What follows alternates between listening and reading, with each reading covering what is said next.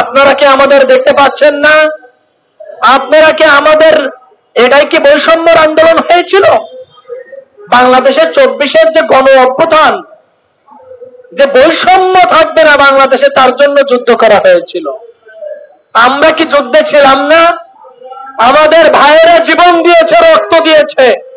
আমরা প্রত্যক্ষভাবে এবং পরোক্ষভাবে নিজেরা শ্রম দিয়ে আর্থিকভাবে আমরা কি তাদের সহযোগিতা করিনি? কোথায় আমাদের বৈষম্য? এই বৈষম্যের জন্য কি বাংলাদেশকে দ্বিতীয়বারের মতো স্বাধীন করা হয়েছে?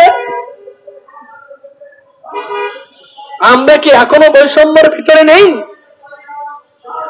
আমি সারা বাংলাদেশের মানুষের কাছে, রাজনৈতিক দলের কাছে, সাধারণ জনগণের কাছে, বাংলাদেশ পুলিশ প্রশাসনের কাছে প্রশ্ন ছুটতে চাই,